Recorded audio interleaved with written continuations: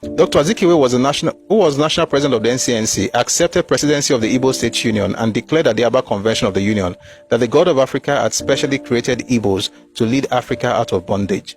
This statement by Dr. Azikiwe, coupled with the emerging overbearing behavior of the Igbos, created distrust of Igbo intentions and heightened the clamor by other ethnic groups, especially in the former eastern region of Nigeria, for their own states.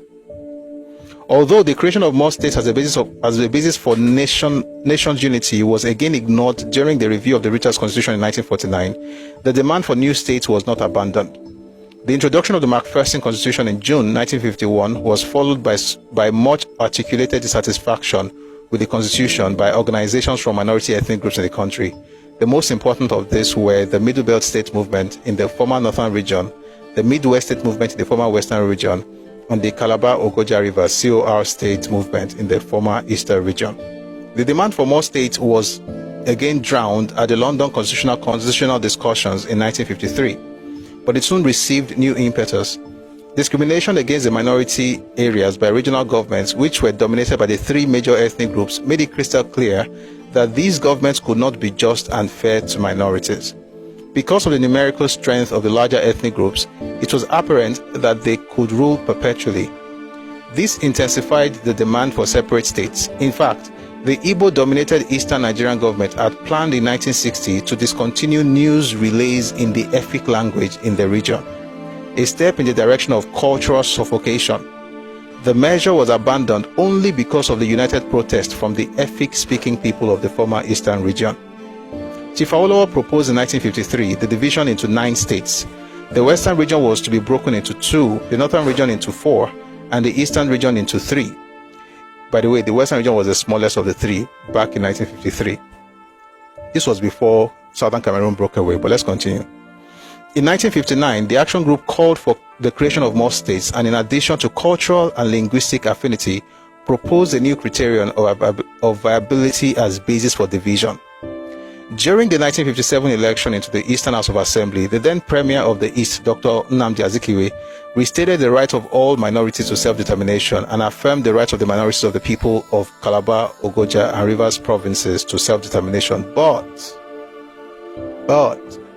after the election and at the NCNC convention at Aba in October 1957, Dr. Azikiwe opposed what he called the dismemberment of the Eastern region. Remember what I always said about Zig? There was often a wide gap between what he believes and what he preaches, and between what he preaches and what he practices. Let's continue. At the 1953 Constitutional Conference in London, the Cameroonians demanded a separate region in order to escape victimization by the government of the former Eastern region. The Secretary of State for the Colonies promised Dr. Ndeli, the Southern Cameroon leader, a separate region if Dr. Ndeli and his supporters won an election on the platform of a separate region. When the election was won on this slogan, Southern Cameroon was separated from the Eastern region. This was in 1953.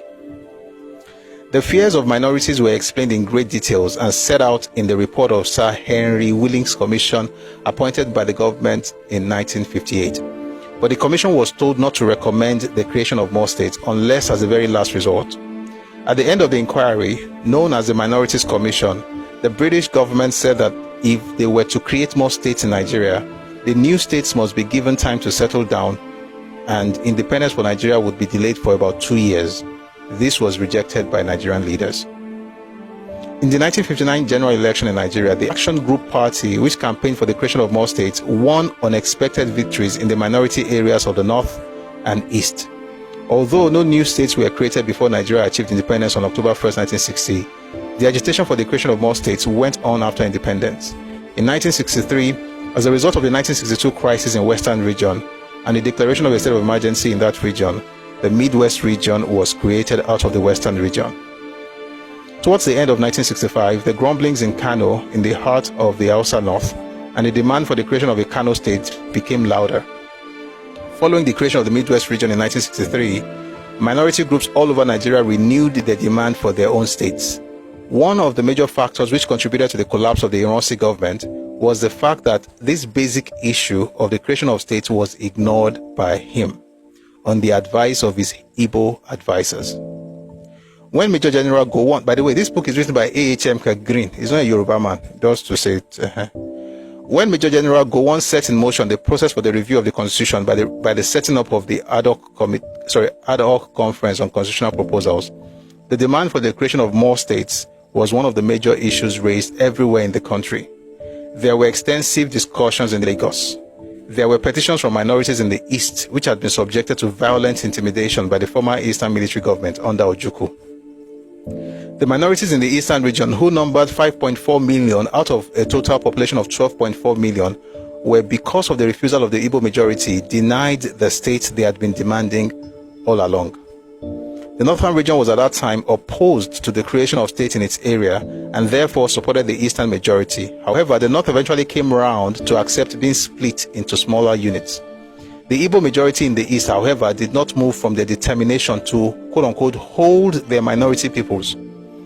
When the Constitutional Conference in 1966 considered the issue of new states, the North, West, Midwest, and Lagos delegations supported the creation of more states.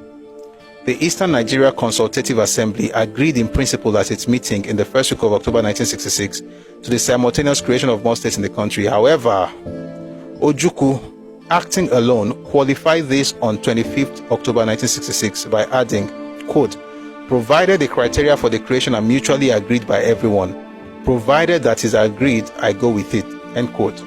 Meanwhile, the East Regional Delegation refused to attend the resumed conference in Lagos on 24th October 1966, and all efforts to persuade Ojukwu to send delegates proved unsuccessful. The memoranda exchanged between delegations at the conference were significant in that the East Regional Government's memorandum included the following paragraph under the heading, quote, units of association and power, unquote, and this is what is in that paragraph.